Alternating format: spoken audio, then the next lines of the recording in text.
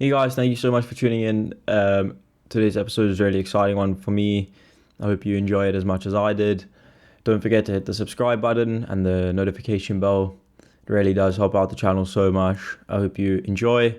Don't forget to leave a comment down below. It really does help out, and your feedback is so appreciated. Thank you so much. Enjoy and have a good day. Two heavyweight powerhouses, Tabani the Doctor Undabella and Matunga Triple H Power Jakasa, collide with the ultimate prize, the EFC Heavyweight Championship on the line. Three heavyweights before them have become champion and have gone on to fight in the UFC. With the MMA world sights firmly set on the talent-rich African continent, the world will see who next gets to the top. There can only be one. EFC 88, Saturday, 14 August. Broadcast info at efcworldwide.com. Graeme, thank you so much for coming out. I really appreciate it, and it's a massive opportunity for me to get to chat to you. Brad. So, for the people that don't know, you're the vice president of the EFC, which is essentially the biggest fighting organization in in Africa. Yeah. So it's a mad opportunity. How did you get to this point? What brought you to MMA? And yeah. Okay, so I essentially started, I think like most people in my generation, we all started in some type of martial arts, loving like karate or whatever the story was. My segue was actually, or my start was actually judo.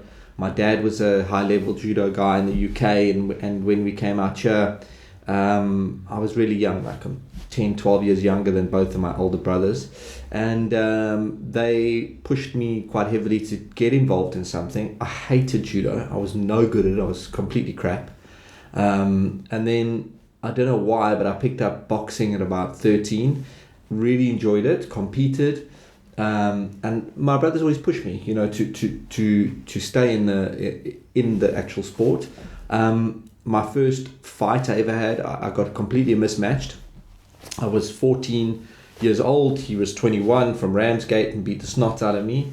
And I always remember going home and feeling like completely deflated and thinking to myself, I don't even know if I want to continue doing this. My friends pushed me like, this is cool. I wasn't good.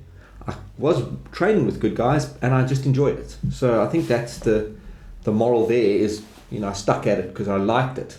It doesn't matter how good I was at it, And then I did Muay Thai, and I got into Muay Thai in a very strange way. My manager, I was in banking, and him and I were very good friends, and he loved Muay Thai, Richie.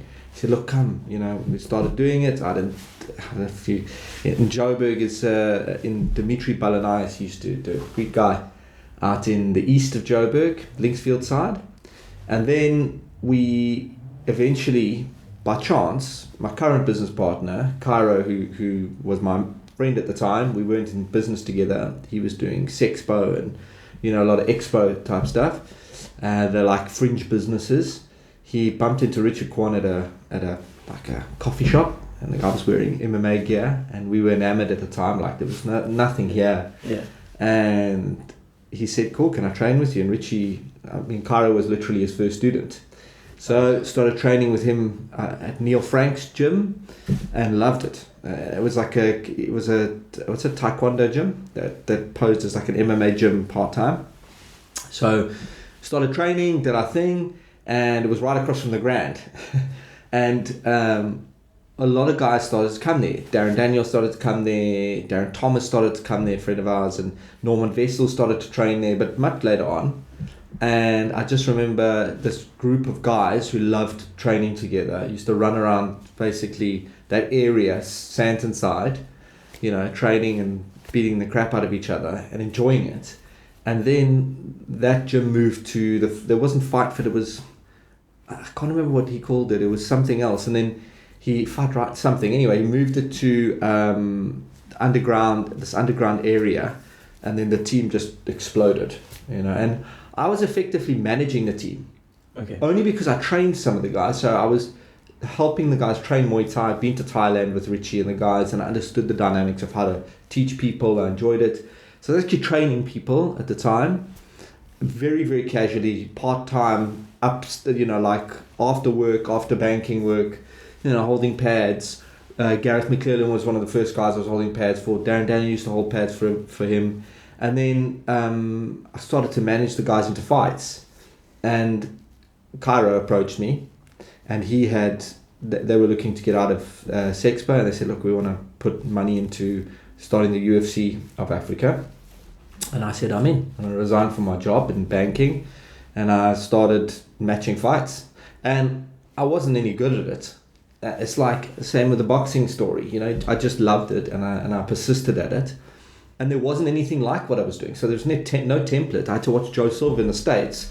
But I mean, his kind of pool of fighters was so huge. Massive. And not taking anything away, but we had limited resources. The one thing I must say about our business that we've had over every single one of our competitors or anybody in the States, and people often don't see this, but I'll tell you what it is it is the ability to come from the rawness. African MMA is still raw. Yeah. The upside is so huge. You know, you almost feel like, what's next in the UFC? It's kind of like, you know, they've hit the ceiling of a lot of things that they can do. We are an open book. I mean, you've never seen a Senegalese wrestler fight yet in a hexagon against like a boxer. We're going to try and do that. You know, and I know that sounds like, that's a bit archaic because you're going backwards. No, it's mixed martial arts. You need to bring the African pool of talent in and start getting the guys churned, you know. With the meteoric rise of MMA globally, a unique African opportunity has arrived. EFC is by far the leading broadcaster of MMA on the African continent, the world's second largest both by area and population, and already home to over 1.3 billion people.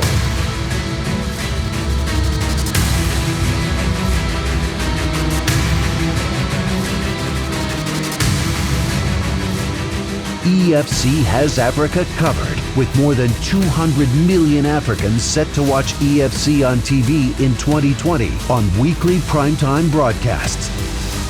With this year's massive TV broadcast expansion, EFC content is now aired weekly on the largest pay TV and free-to-air TV channels across the African continent.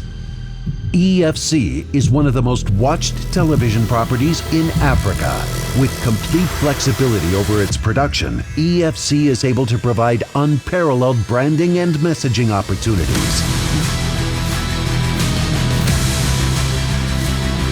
EFC is a powerful and engaging platform to connect brands with sports fans, offering massive exposure and exceptional value. EFC is the greatest opportunity in Africa. The time is now.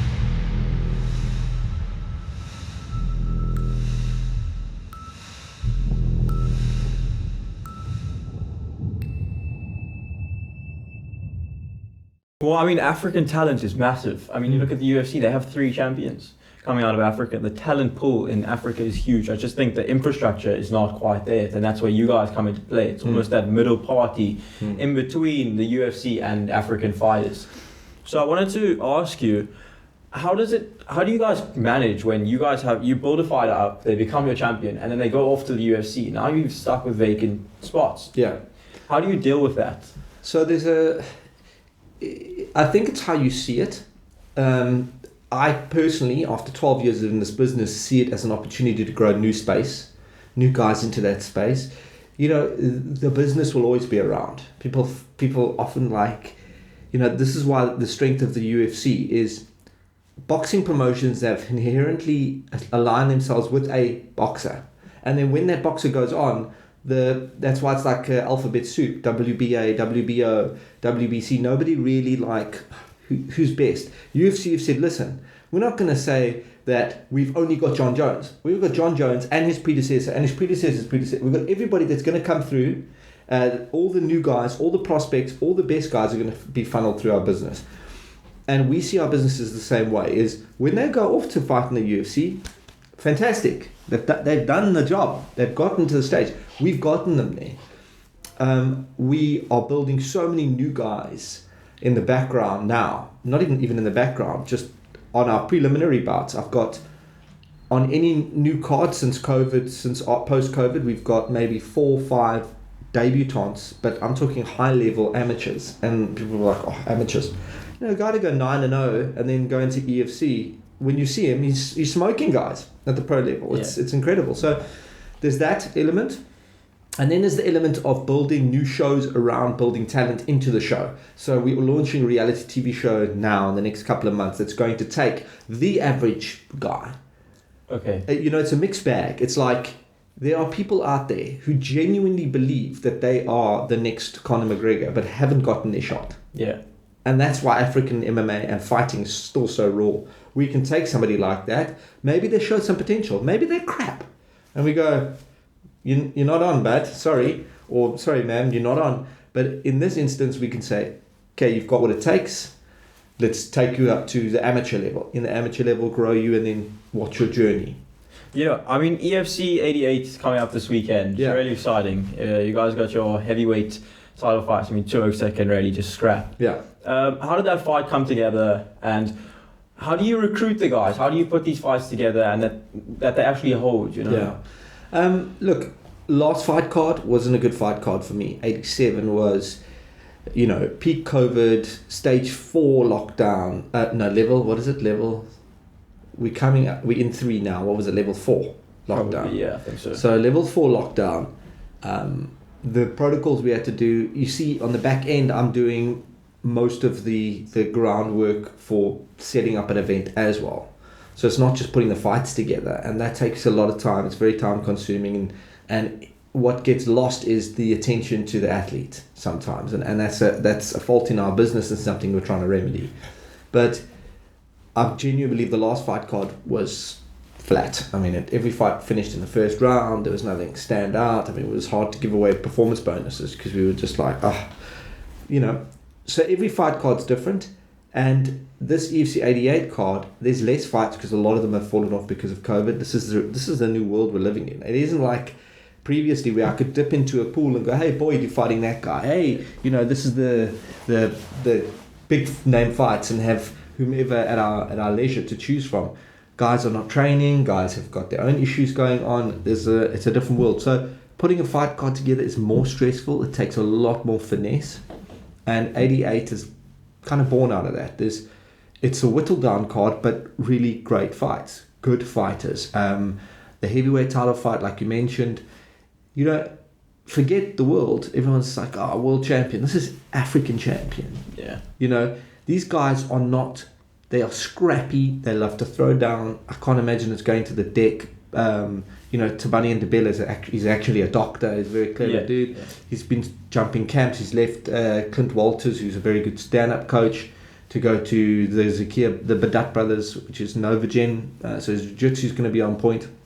Triple H Chikasa running a string of knockouts. He knocked out Kevin Kukumu with a crazy knee. Knocked out Ricky Machadas recently. So he's got big hands. I think it's going to be a hell of a fight. And sorry, to answer your question, to structure fights, the matchmaking isn't in the main card. Main card comes together quite easily. It's the preliminary bouts. It's the matchmaking takes place because you haven't got a storyboard of this guy's career. He's only fought once for you. He's got 9 amateur fights. You haven't been present for those 9 amateur fights. Yeah. And he's a different animal now that he's here. So how do you match him adequately to build him, or what's the story? Your relationship with fighters is obviously very intimate. You are their source of employment. So how does it feel for you when you see someone like Trickus or Don Madge who are going to the UFC, winning fights and winning them in style, getting performance bonuses and standing out? Trickus stood out on a Conor McGregor card. That is unbelievable. It's great. So how does it feel for someone like you? It's sweeter because the journey's been. I think going forward, the next couple of guys that go, it's going to be different for us because we're there. We've got a global presence now, so it's almost expected. The Drickuses of the world, the Dons weren't expected. They were guys that stood out on their own, and there's been a lot of stuff on the back end that between ourselves and their camp and Drickus specifically, and I can say him because I've had a very active relationship with him in trying to get him to the next level in his career. So in many ways, it's super sweet to answer the question. And on the night, obviously we talked quite all the way through up to his fight, but after the fight, he phoned me after his fight on WhatsApp, and he was just like, did it, and it was just incredible. I said, look, you didn't have to phone me. I'm really happy you did. But yeah, he's onto incredible things, and it should be a storyboard for a lot of African athletes. To be brutally honest, I want to see more local African athletes get into the UFC, and there's guys that could definitely do it. So that's what my next mission is, to get a African champion, in the UFC. Yeah. But from EFC, because Ngannou, great, but he had to go through France, up through Europe, Israel, New Zealand. Yeah. Nobody's come from here straight into the UFC and won a title. You guys, EFC, have a similar business model to the UFC. We've copied it. The Fighter series is very entertaining. It's based off the Ultimate Fighter that's been around for years. But the Fighter is something where you get to know some of the African fighters from the EFC. How did that come about, and what were the challenges in doing that, like the funding and stuff? Sure, man. It's strange because we've only done 2 seasons, and it's a heavy cash injection. Each one of those costs 10 million rand. So it's hard to make money in that model because you have to shoot at such a high quality, and you're bringing out athletes. We brought out twice. We brought out internationals. If I had to do it again, I think that I would just localize it to Africa, and we will do it again. Season 3 we're going to do again and build the African talent, because the females were incredible. I mean, that was like a huge cast. Look what Manon's gone on to do. I mean, she's a standout athlete. She actually could be a title challenger in another year and a half, I believe. Incredible opportunity for us to do that. And actually, I believe the UFC copied us on one of them, because the first one we did was middleweights, and Gary, who's the guy who produces it, we know him quite well. We did only undefeated middleweights, and they literally the next season did undefeated middleweights, and I was like, maybe they copied us. I don't know. Anyway, but if they did, cool. Yeah, but it's those types of series that allow a mom sitting at home to say, oh, it's just like my boy. Oh, it's just like my daughter. She's wild and crazy, or she's stoic and quite focused, and she's got something in her that she loves to fight. They are there. They're in everybody. A fighter is in everybody. I agree. I think fighting is the most primal activity. It's something that kind of lives inside everyone, and there's so many different forms of martial arts that are around, that someone's going to love some form of martial art. I mean, and you don't even have to hurt somebody. Yeah. Later on in my years, originally I was always sparring and loving the sparring, and sparring's incredibly jarring to your psychology and everything, because it puts you're in your body when you spar with somebody, and taking that, and maybe as you get a little bit on, you don't want to be getting hit in the head. You shouldn't be wanting to get hit in the head in the first place. But there's ways to do martial arts like Kyokushin, karate, and even sparring without, like you can do boxing without major hits. A lot of people are doing stuff. We've got our EFC gyms that facilitate that sort of stuff. But the point is, as long as you're moving within those motions and feeling your body, like, it's an incredible activity, and it does elevate. I mean, that's exactly it. For me, it's jits. I love the jiu-jitsu. There we go. That's a sport where you don't get hurt. Exactly. You don't have to get hurt. It's just very technical. You're learning movement and stuff like that. I really enjoy it. Talk to me about the evolution of MMA, because MMA started as some like guys who just get in and they throw hands. That's what it really started as. Does this style work against this style? Nowadays, to be a successful fighter, you kind of have to know you don't have to know pretty much all the martial arts and be very well equipped in all of them. Yes. For you, what is your favorite to watch, and how, when you sourcing fighters, do you look for a certain style, someone who's maybe more of a knockout artist, or? It's so funny because there has been an evolution within the evolution of mixed martial arts. Originally, it started off as a lot of guys from unpaid backgrounds, so no boxers, because boxers get paid. Yeah. So essentially, why would they go into MMA? It came the karate guys, the judo guys, the wrestlers.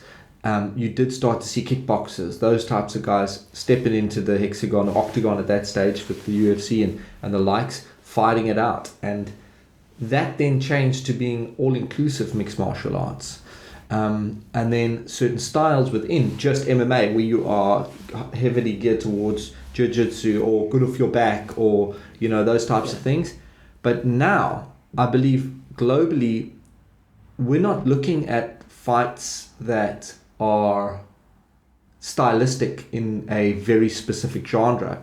We're looking at, and I saw a post about this recently, and it's so true, we care about Nate Diaz, we care about Conor McGregor, we care about style, holistic MMA style in fights. Yeah. And I'll give an example. There's a kid on this fight card on EFC 88, Cole Henning. I love watching his style. He's clinical, he's got tight boxing, he moves well, he looks like he's about to either, and he's quick when he in the exchange, you know, he's good off his back, you know, he's got good jiu-jitsu. It's that, you're looking for that guy, you know, August Kayambala, you know, like gets in there, he's got a presence.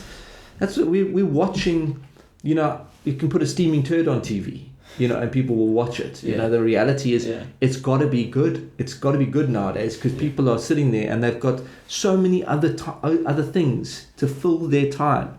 That's why YouTubes and the TikToks and video that's short and impactful have been so absorbed so much. Is people don't have time to sit and watch long drawn out stuff, and that's why I love the other sports, but there's a migration into MMA because it's quick, high action now happening. You can replay that knockout 50 times. I'm sorry, I can see a Manchester United supporter. I couldn't watch a soccer ball being kicked in a net 100 times. It's just different. Yeah. We're involved in that short form, those bursts. So if you can control those bursts and look for those types of fighters that are high impact in such a short space, where I'm walking around here in Cape Town and I have a coffee and somebody goes, that kid, he's awesome, because they saw something, a little clip of him, not, you know, the guy who's the, you know, that kind of. I mean, it's the highlight reel. That's what it's about creating. It's about something that, like you said, everyone can watch. How important is it for you to have a variety of an audience of guys who just watch for the highlight reel and guys who are very in-depth in the sport? How do you build kind of that overall audience? I want to say that it's organic, but within the spectrum of fans we've had, I think we've hyper-focused on each at some stage in our business. And that focusing has then led on to them spreading outwards. You know, like I personally believe the start of that ideology is changing the names. We completely changed the game, and I promise you this happened. I remember sitting in the office with Cairo, myself, Calvin, and Silas, and that's the partners in the business. And we were chatting, and Cairo was like, "Listen, we've got to change the way we refer to these guys. They're no longer fighters; they're athletes. That's no longer a cage; it's a hexagon. We are not in the business of selling fights. We're in the business of promoting a sport." Yeah. And we started to flip it on its head. So then it took out all the like hardcore-ness, but kept its edginess, because MMA is still a hell of a cool sport. Yeah. And then just started to work from there. So I think we incorporated more fan base, because we already had an existing fan base. I love fighting. But then what about it being, this is a cool activity, this is an incredible, you know, thing. And then, you know, there's been different marketing strategies along the way. I'd like to say it's completely orchestrated, but you're fumbling your way through, just like, guys, the product speaks for itself. Yeah. Do you like it? Yes. Well, then tell me you like it. Yeah. You know, that's maybe what it's been about. If I have to find the pinpoint, is in every kind of walk of life, there are those that are willing to stand up and go, yeah, I actually like that. What do you mean? No, I actually really love these two guys. You know, females. When we had a lot of the females coming to the event to support, you know, I mean, it's a hell of a thrilling thing. And once you get over the fact that two people are punching each other and kicking each other profusely, there's something sexy and awesome about this rawness and this feeling, you know. I mean, for me, like, I remember going to watch the first gens of the EFC fighters. I mean, guys like Gareth McClellan, guys like Van Damme and Boyi, like those guys, where DeMarc Penno was another guy. I mean, walking into Carnival City with my dad and my grandfather was just something we always used to do. We used to go and then we used to watch. And now, like, for me, I'm seeing some of our mates starting to get into watching the sport and getting involved. And EFC's become more of a household name in South Africa. Yeah. I'm not too informed on Africa, but especially in my circle, it's become more of that household name. Yeah. What is next for EFC, and where is your aim? Where do you guys want to be? So there's some incredible things floating around in our business world right now that we are securing, and once we secure it, we won't just be a South African household name. We will be a global household name. That's always been the objective. We changed from EFC Africa to EFC Worldwide, and now we're not openly doing it, but I want to go back to EFC Africa. The greatest population of young, up-and-coming, working class and entrepreneurs and buying public is coming from Africa. The youth of the world is coming from Africa. Yeah. And the strange thing is, you mentioned that we're big in Africa, South Africa. We're bigger in Africa than we are here. TV-wise, the numbers are speak for themselves. We get more traction in Congo and Nigeria and Angola than we do in South Africa on some of our fight cards. It's incredible. Yeah. So we want to do events outside of Africa. If we can't and COVID doesn't permit, I'd happily take 10 Congolese guys from Congo and 10 Nigerian guys from Nigeria, bring them here and have them compete in the EFC Performance Institute and actually have a fight night as if it was in Kinshasa somewhere, Yeah. You do it. Yeah. And stream it live to Kinshasa. So we are the African promotion, but we want to further embed ourselves, and then there's a few deals that we're going to conclude that are going to see EFC turn into a global household name. I mean, we are already, and that is, like, I don't feel it. I just, we're just living it and trying to grow this thing, and we love it. So, that's kind of like, you don't think about it. But there's a guy, Tom Theochorus, he's a Greek guy, lives in Canada. He's Canadian, and he's been manic to get hold of me. And eventually, we touch base, and I said, okay, what's happening, buddy? He says, listen, I want to fight for you. I love your business. I'm like, you're in Canada. He says, I watch your stuff all the time. He says, I want to fight for you. I love the way you guys do business because we've got a really different type of feel. Can I come? I said, look, right now it doesn't pay for me to bring a Canadian over here because, like, what traction are you going to give us? He says, I'll pay for my own ticket and you don't have to pay me. I was like, he's 4-4 and he looks like a hell of a cool fighter. And I thought, okay, feature him on the prelim bouts against Peter Coxon. That's the fight he wants to grow his business, his brand through the business. That shows you the weight of the promotion. They know they can come here, fight here, and be seen globally and get a chance possibly to go to the UFC 1 or Bellator. Yeah. It's great. I mean, COVID's obviously been hard on the whole country, and it's been a long road. Talk to me about the PI and moving your events over there. How difficult was it to put events together? Yeah, it's madness. It's I thought it would be a lot easier because you go, man, we own the space, we control the space, easy work. My offices are right here, the staff is right here, our production office is here.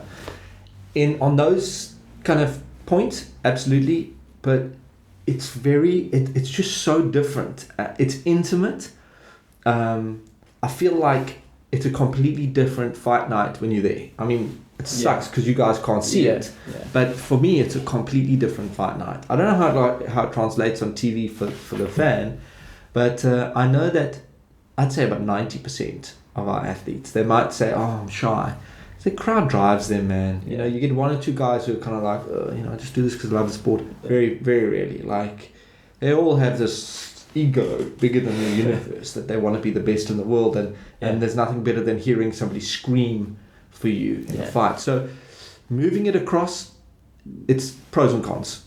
I'd say a lot more pros because it's hugely impactful that we can put shows on and spit them out. And it's such a crazy time in the world, and we're confident in that. We can go, okay, you know what? It's okay. Yeah. We just have like skeleton staff and two guys who've been tested. Fine. So happy to have done it, but damn, it's difficult. I miss the big feel. Yeah, I mean, for the fan, I can tell you, it's a very intimate feel watching the fights. You hear the trash talk, you hear every punch bouncing off the head. And the cornerman's crazy. Exactly. It's a very weird feeling. It's But it's cool. It's cool because it almost is like watching a live sparring session. It's very much so. Very much so. So for the EFC, you guys are a big name, but how do you attract the fighters?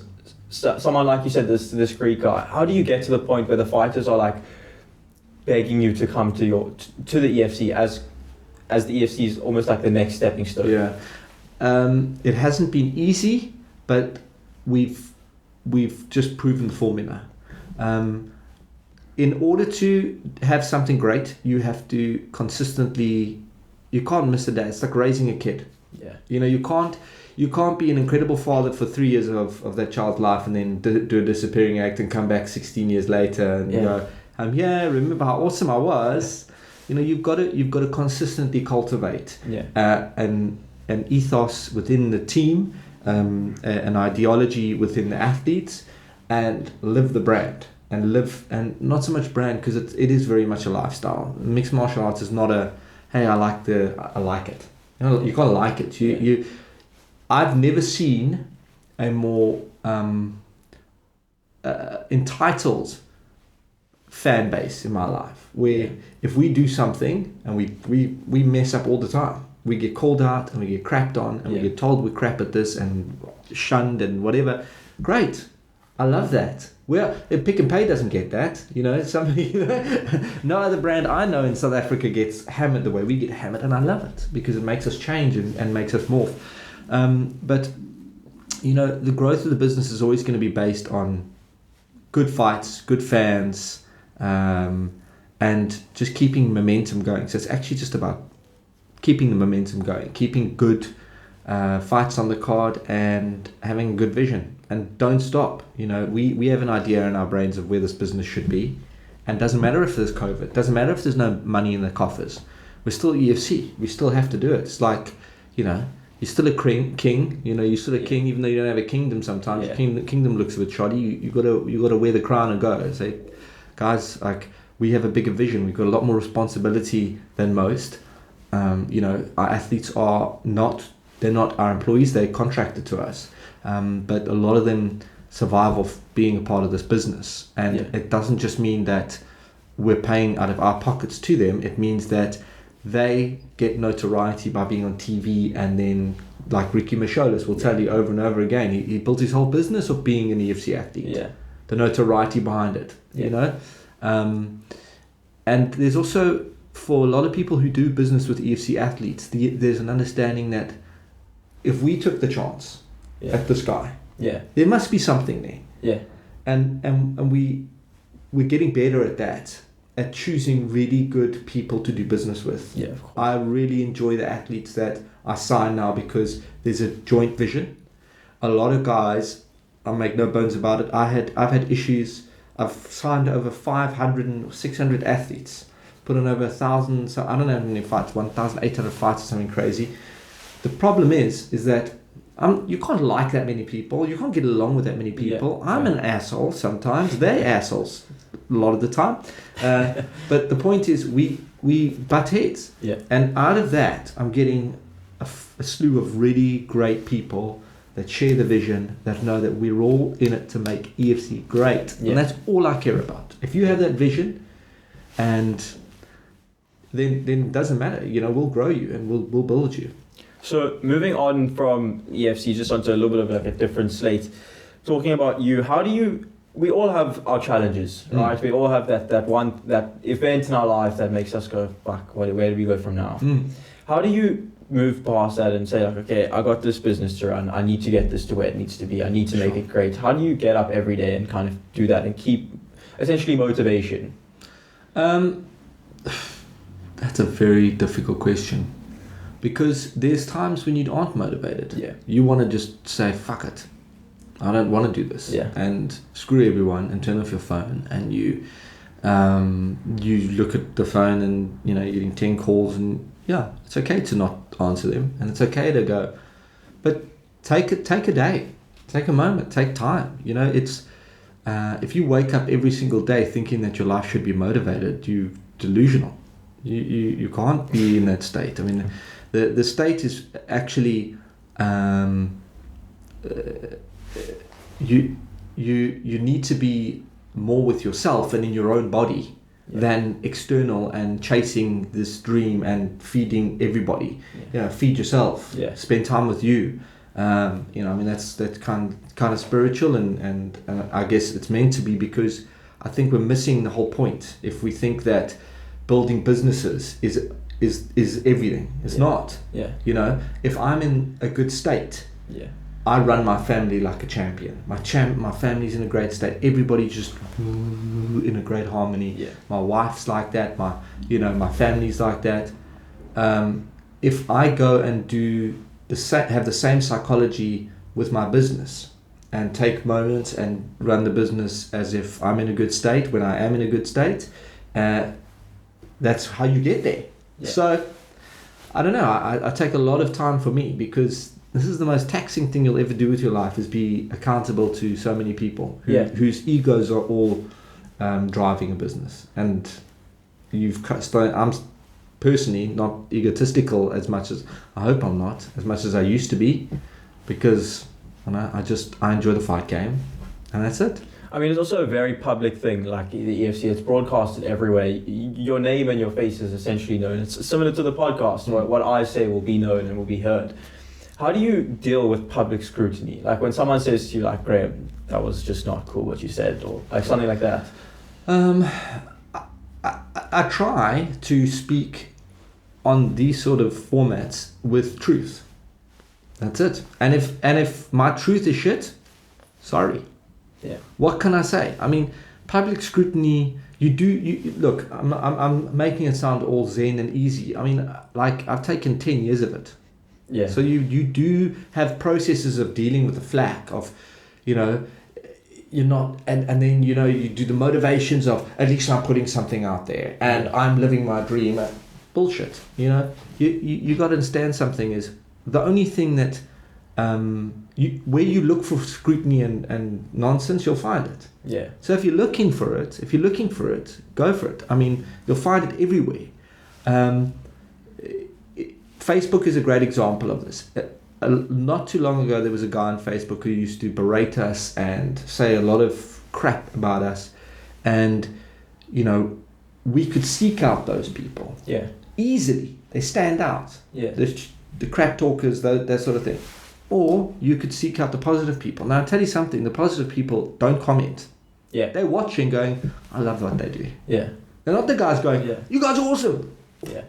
Crazy, hey? But let me tell you, there's 90% of those people out there going, you guys are awesome, in their heads. They don't want to put it out there because they don't need to. It's the guys who need to sit there from the pulpits going, you didn't do this.